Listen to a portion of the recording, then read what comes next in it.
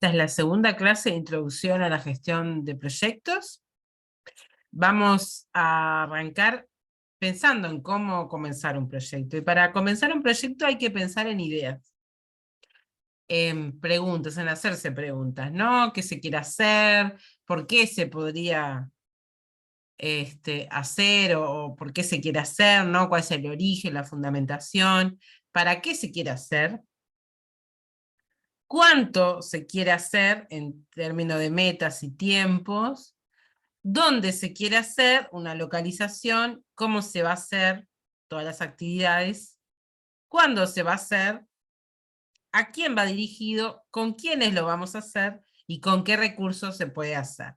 Esto es una idea inicial de la lógica que hay o las tormentas de ideas que tendríamos que tener para ir pensando en armar un proyecto, ¿no? Es decir, bueno, hay una pregunta y una interrogante que nos genera algo y en la que estamos decididos a hacer algún proyecto.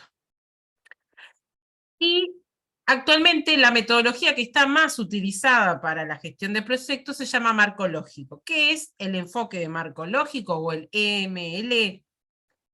Es una de las herramientas principales que se utiliza sobre todo a nivel internacional para la organización y el diseño y la planificación de proyectos, ¿no? Para armar el proyecto. Es una metodología que las impulsan Rosenberg y Posner, que son de la Agencia Internacional de Desarrollo de los Estados Unidos, y que en general se ha implementado en el mundo entero en cuestiones de cooperación y de trabajo en equipo, pero básicamente en todo lo que es a nivel profesional para la articulación, para el desarrollo de propuestas de políticas públicas, bueno, una serie de cuestiones en donde está muy difundido esta metodología del marco lógico, y que se dice que surge como necesidad de promover e institucionalizar 4 funciones básicas que son propias de lo que se llama planificación estratégica, que son la visión a largo plazo, la coordinación, evaluación y la concertación estratégica, ¿no? Todo esto pertenece al mundo de la planificación estratégica, ¿no? Muy trabajada en lo que es la administración, pero muy, por ejemplo, trabajada actualmente en el ámbito educativo, ¿no? O sea, la planificación estratégica también está colándose fuerte por lo que es el mundo de la educación. ¿Qué se dice que sirve esta metodología? Bueno, permiten definir una visión de futuro compartida, porque se supone que se hace en colectivo, es porque justamente los planes y los proyectos se plantean en equipo, y los proyectos en particular son propios de un equipo. Generalmente un proyecto no lo hace una sola persona, aunque a veces nos piden hacer un proyecto, por ejemplo, para la aspiración a un cargo. Es difícil que uno lo haga en equipo porque es algo individual, pero uno puede también pensarlo en a qué colectivos le puedo plantear determinadas propuestas, ideas o tomar información u opiniones de ellos. Su énfasis está centrado en la orientación por objetivos, la orientación hacia grupos beneficiarios y el facilitar la participación y la comunicación entre las partes interesadas. Generalmente el marco lógico va por esa línea. Un proyecto es efectivo en un contexto y un periodo de tiempo determinado, y no produce automáticamente los mismos efectos en otro lugar. Entonces se dice que, bueno, que si bien a veces los proyectos se replican en otros lugares, no significa que va a tener los mismos impactos si se realizan en otro lugar. Por eso también la localidad en cuanto a lo local, ¿no? Es decir, bueno, a lo que tiene que ver con el contexto puntual de determinada organización es muy importante para que un proyecto sea efectivo o no.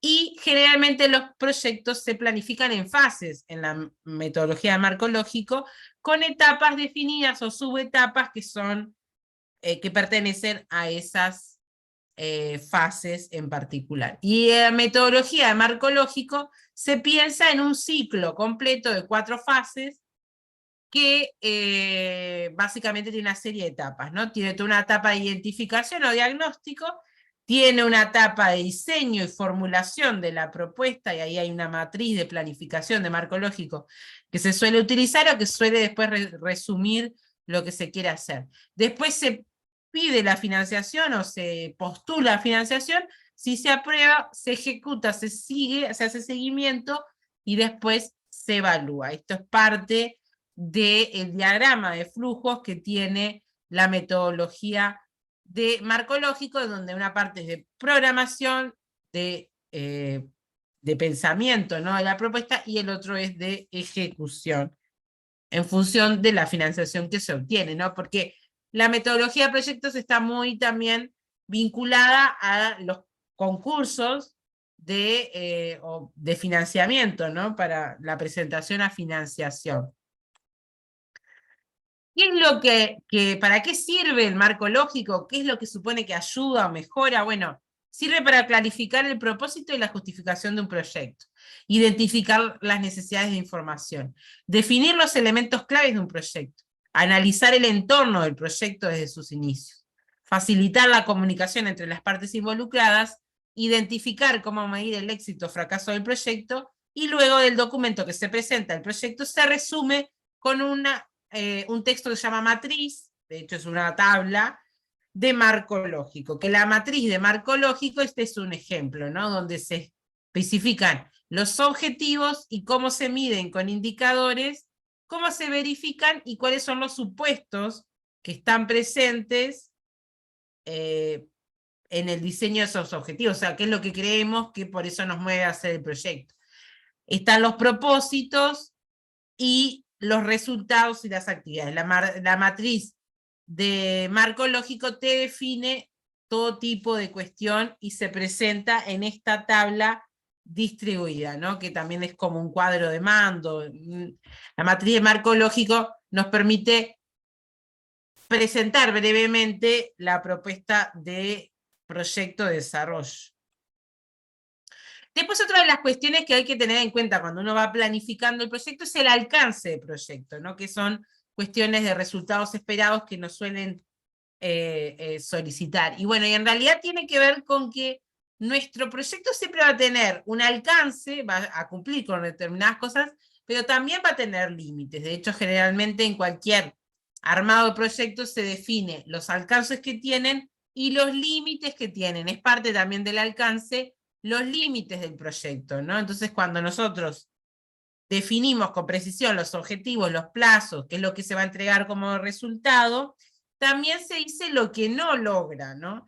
Se asegura lo que logra, pero también lo que no va a lograr. Generalmente los proyectos siempre tienen este componente de, bueno, para poder lograr determinadas cosas hay que seguir haciendo otros proyectos o hay que hacer un proyecto más grande. Y generalmente los proyectos tienen la particularidad que las ideas y los problemas son mucho más grandes y complejas de lo que en realidad puede alcanzar la financiación, por ejemplo. Entonces, los alcances del proyecto también son importantes porque también hay una parte en la que vamos a decir qué alcanza, qué se cumple y qué es lo que va a quedar pendiente que podría dar la opción a hacer un nuevo proyecto luego de terminado este. Y por otro lado está la gestión del proyecto o del tiempo del proyecto. También se piensa que cuando uno ya lo está ejecutando puede utilizar algún programa como Asana, Trello o incluso Excel, y también lo puede pensar desde el cronograma, ¿no?, a utilizar este tipo de cosas, pero básicamente la gestión del tiempo tiene que ver con el tiempo dedicado y el progreso realizado de las actividades y tareas de un proyecto. Una excelente gestión del tiempo en la gestión de proyectos es importante porque es justamente para poder cumplir los plazos y no atrasarse. Hay proyectos que incluso si uno se atrasa puede en realidad ser penalizado. Requiere planificación, programación, requiere supervisión y el control de las actividades, todas, en tiempo y forma, y requiere estar revisando como equipo que no nos estamos olvidando de alguna tarea. Es otra de las funciones importantes de la gestión de proyectos, realmente es muy importante porque es la que nos va a permitir darle seguimiento y ejecución al proyecto en tiempo y forma. Cuando algunas personas se refieren a la gestión del proyecto, del tiempo del proyecto, también se refieren a las herramientas y técnicas utilizadas para gestionar el tiempo. Así que todo lo que es la gestión efectiva del tiempo es importante. Actualmente existen herramientas digitales que pueden ayudar para eso. Uno podría planificar en un proyecto hasta personal, como podría ser llevar adelante la tesis, que es un ejemplo que evoca a un montón de académicos, por ejemplo. Uno también podría ayudarse de técnicas para lo que es la gestión del tiempo para poder avanzar en el proyecto, que es en este caso la investigación, la tesis. Y este es un ejemplo de lo que es Trello, básicamente, en donde uno va asignándole a las tareas y va quedando lo que está hecho y lo que está por hacer, y quienes lo han hecho. En particular, yo no soy tan tecnológica para utilizar todas las herramientas o aplicaciones tecnológicas para todo tipo de actividades. Suelo usar más un Excel para la gestión de proyectos, pero sí, obviamente, suelo usar cuando estoy en un proyecto una herramienta para los cronogramas, para cuadros de mando, que nos sirve para llevar adelante qué es lo que tenemos hecho y qué es lo que queda por hacer, y a quién se lo asignamos. Entonces, esa distribución de tareas la suelo hacer un poco más casera, porque la suelo hacer en Excel, pero bueno, también recomiendo que hay gente que puede utilizar tecnologías, es mucho más tecnológico, para utilizar este tipo de aplicaciones que facilitan la gestión y el alcance del proyecto.